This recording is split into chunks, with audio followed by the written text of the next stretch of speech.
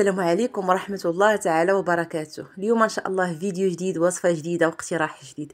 كيكة خطيرة في قمة الروعة، معلكة معسلة، كل شيء تجمعات فيها.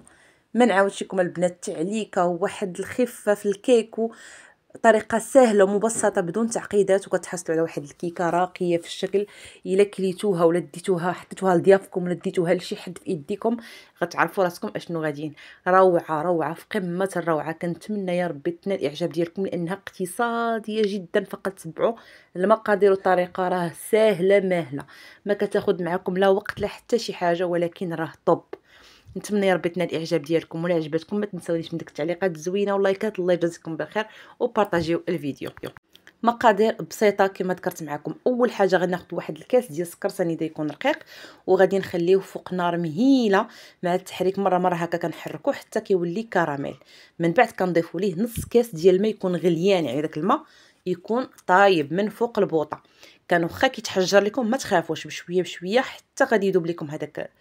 ضروري غيبقاو شي حبيبات، ولكن غادي نصفيوهم. من بعد خديت المول او لا المول اللي غادي الكيك اللي غادي ندخلو للفران.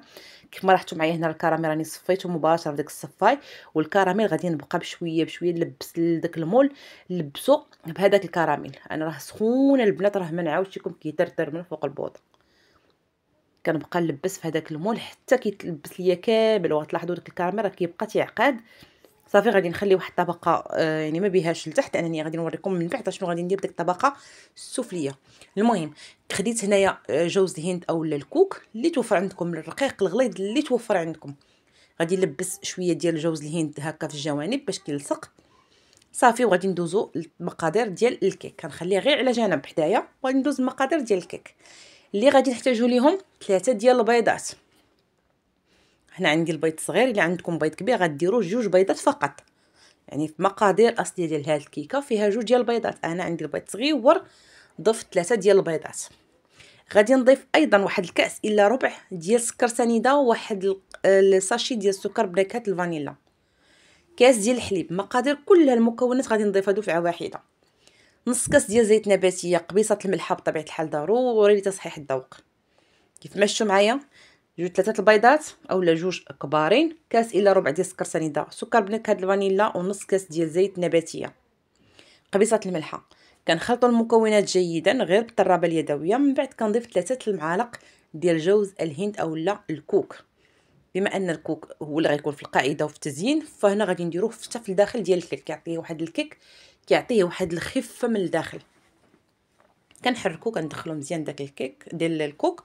ومن بعد كنضيف 250 غرام ديال دقيق ابيض، يكون نوعيه جيده. تسمحوا لي كنضيفو على دفعات، كنبقى بشويه بشويه حتى كندخل هذيك 250 غرام كامله ديال الدقيق. وكنضيف واحد 2 ساشي ديال الخميره الكيماويه اولا 16 غرام ديال الخميره الكيماويه، حتى هي كندخلها غير هكا غير بشويه حتى كندخلها. صافي الخليط ديال الكيك ديالي راه واجد. في هذا الاثناء شعلت الفران على 200 درجه عفوا. العافيه تكون من الاسفل فقط، ضروري خاصو يكون سخون سخون سخون مزيان الفران. وحتى درت واحد المقراج ديال الماء حتى هو خاصو يكون غليان. غنوريكم علاش البنات. خويت فرغت الخليط ديال الكيك فوق هذيك الطبقه المقرمشه اولا الكراميل والكوك. ومن بعد غادي نجيب واحد الصينيه اللي كتدخل الفرن، يعني طاوه اخرى تكون كبر من هذا المول، غادي نحط في وسط منها هذا القالب ديال الكيك، وغادي نفرغ فوق منه داك الماء اللي خليته طايب. راه من المقراج البنات من البوطه نيشان، يعني مباشره فوق هذاك المول. يعني راه الفيديو موضح نفسه. واخا تشوفوا البنات هاد المراحل، والله العظيم البنات راه اسهل منها ما كاينش، ولا ألذ منها راه ما كاينش. عرفتوا ديك الطبقه المعسله المقرمله المعلكه زعما راه ما عندهاش شي تفسير اخر، وحق الله العظيم رائعه رائعه جدا. صافي كنفرغ داك الماء الغليان وكندخلها للفران، كطيب على خاطرها 200 درجه. الفران يسخن مزيان، كتشد لينا تقريبا من نص ساعه حتى ل 45 دقيقه تقريبا البنات، من 30 حتى 35 دقيقه على حسب الفرن ديال كل وحده. وهي باقا سخونه هنا راه كنغني وكنطبطب عليها، يا ربي تهبط ما تحشمنيش. البنات هاد الكيكه راه دارت ضجه في تيك توك، راه روعه البنات. قلت والو ما نخرجش من الجمعه وغادي نجربها بحالي بحال اخوات.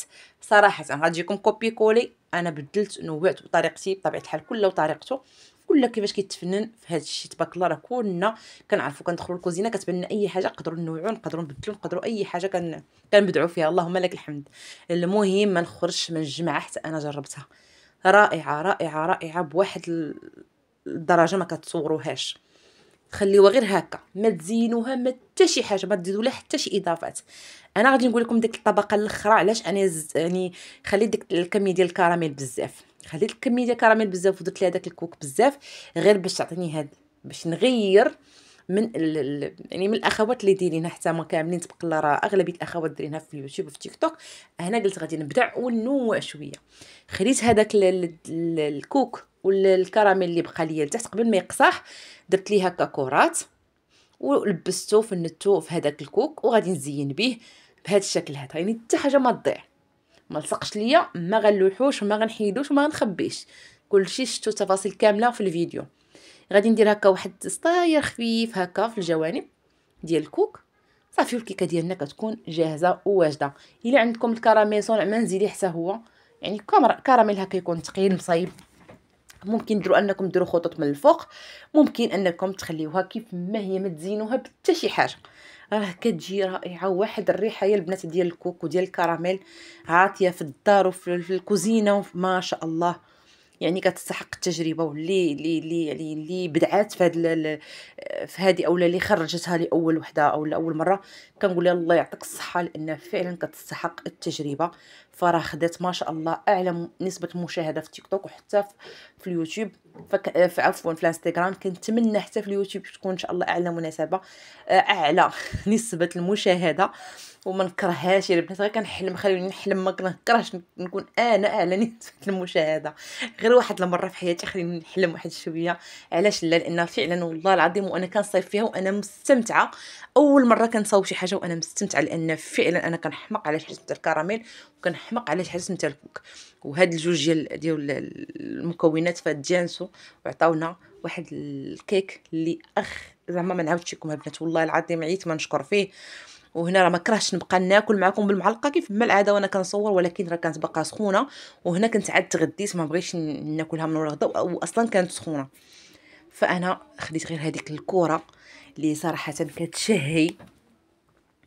شوفوا معايا ديك الطبقه ما شاء الله راه سميكه، يعني ديك الطبقه راها سميكه. شوفوا معايا ما شاء الله، راه كنحاول نقرب لكم، راها غليظه ديك الطبقه الكراميليزي والمعسله والمعلكه. يعني راه ماشي طبقه رقيقه وداكشي بقى في المول، لا البنات، راه طبقه سميكه اللي شاده في الكيك.